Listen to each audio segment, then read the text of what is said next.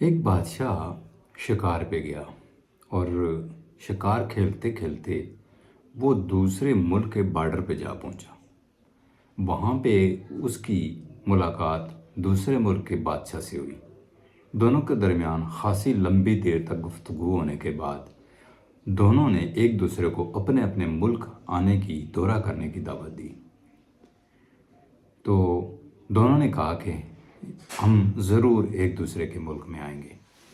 جو اس طرف والا بادشاہ تھا اس نے دوسرے والے کو کہا کہ پہلے آپ آئیے تو پھر اس کے بعد میں بھی آؤں گا۔ تو دوسرا بادشاہ پہلے والے کے ملک میں دورہ کرنے کے لیے آیا اور اس نے وہاں عوام کا استقبال، عوام کا رد عمل، عوام کی صورتحال دیکھ کر بڑا خوش ہوا اور کچھ دن وہاں رہا۔ بادشاہ نے اس بادشاہ کی بڑی خاطر تواضع کی اور واپس جانے لگا تو تمام تر جو عوام تھی بادشاہ نے ان کو حکم دیا ہوا تھا کہ جب یہ بادشاہ اپنے ملک کی رخصت ہوگا تو ہم اسے بارڈر تک چھوڑنے جائیں گے۔ اب ساری عوام ہجوم کی شکل میں بادشاہ کے ساتھ ساتھ دوسرے بادشاہ کو اپنے ملک واپس رخصتی کے لیے بارڈر پہ چھوڑنے آ رہی تھی۔ اب جیسے ہی وہ بارڈر کے نزدیک پہنچے تو پہلے بادشاہ نے اپنی سلطنت کے لوگوں سے کہا کہ سارے لوگ اپنے اپنے کپڑے اتار دیں۔ سب نے اپنے اپنے کپڑے اتار کر سر جھکا لیے۔ اب دوسرا بادشاہ یہ چیزیں دیکھ کر بڑا ہی پریشان اور بڑا ہی افسردہ ہو گیا۔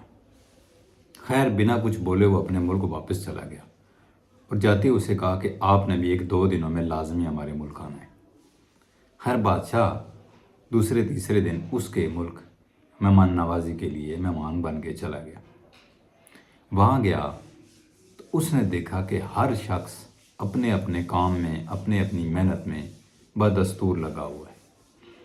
جو جہاں سے بھی گزرتا وہ اس کو بڑے اچھے طریقے سے ملتے، بڑے اچھے انداز سے ویلکم کرتے، لیکن کسی کے اندر بھی وہ جھکاؤ جیسا عمل، وہ سر جھکا لینا بادشاہ کو دیکھ کر، وہ تابعدار سا ہو جانا جیسے ایک عوام جو بادشاہ کو دیکھ کر کرتی ہے، ایسا کوئی بھی نہیں کر رہا تھا۔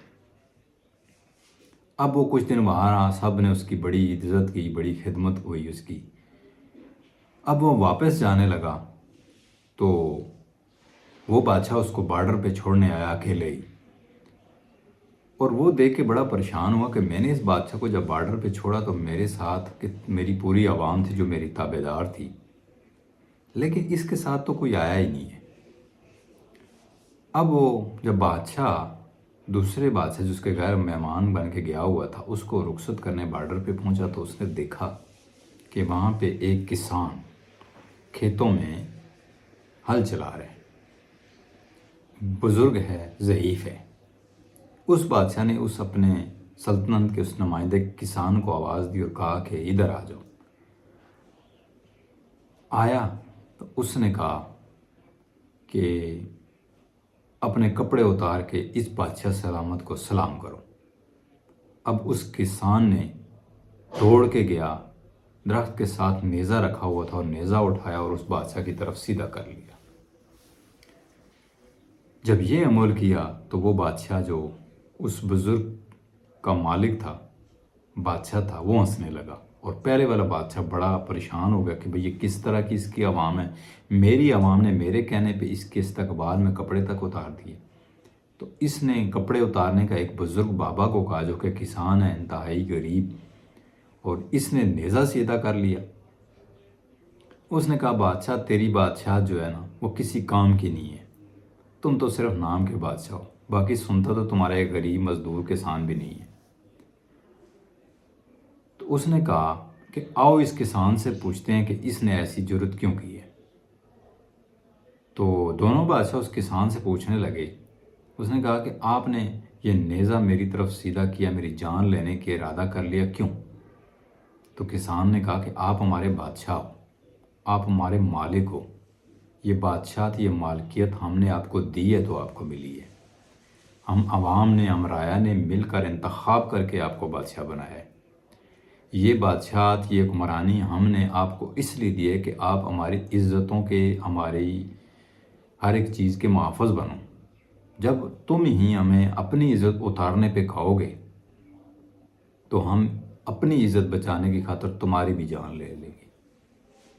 یہ نہیں سوچیں گے کہ تم ہمارے بادشاہ ہو، یہ نہیں سوچیں گے کہ ہمارا کیا ہوگا۔ ہم ایک غیرت مند قوم ہیں۔ اور اس بادشاہ نے کہا کہ اب تمہیں کچھ سمجھ آئی ہے کہ تم جس عوام پہ حکومت کرتے ہو وہ کیسی ہے، اور جس عوام پہ میں حکومت کرتا ہوں وہ کیسی ہے۔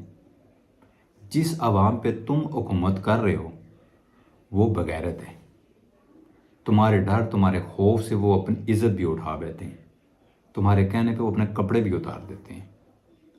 لیکن مجھے اپنی عوام پہ فخر ہے، مجھے اتنا اپنے آپ پہ فخر ضرور ہے کہ میں جس عوام پہ حکمرانی کر رہا ہوں وہ چاہے غریب ہو، چاہے امیر ہو، چاہے کسی بھی کیٹیگری کی ہو، لیکن وہ بغیرت نہیں ہے۔ دوستو، اس سٹوری کے پیچھے جو مقصد ہے، جو لوگ سمجھدار ہیں یقیناً سمجھ گئے ہوں گے کہ آج پوری دنیا میں کتنے ممالک ہیں۔ کچھ ممالک کے نام اتنے زیادہ عزت و احترام سے ساتھ میں ہم یہ کہہ کر کے لیتے ہیں کہ وہ بڑے سٹیبل ہیں اپنی لائفوں میں، ان کی زندگیاں بڑی اچھی ہیں، ان کا ملک بڑا خوشحال ہے، وہ بڑی قانون کے پاسدار ہیں، بڑے پکے ہیں،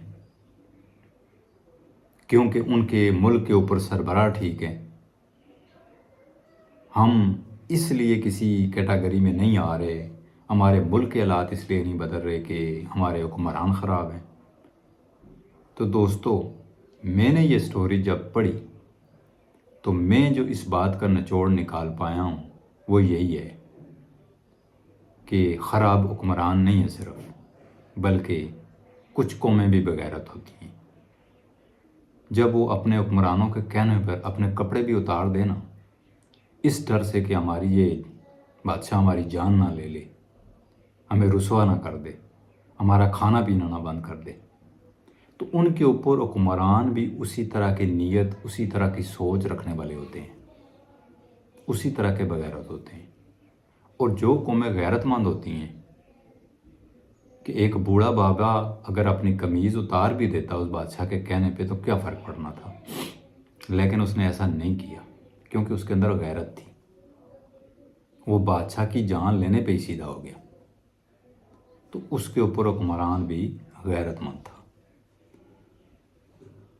قصور صرف وزارتوں کا نہیں ہوتا، کردار عوام کا بہت بڑا ہوتا ہے، کیونکہ آپ لوگ جانتے ہوں گے کہ اللہ پاک قرآن پاک میں فرما رہے ہیں کہ جس طرح کی قومیں ہوں گی اس طرح کے حکمران بھی ان کے اوپر ہوں گے۔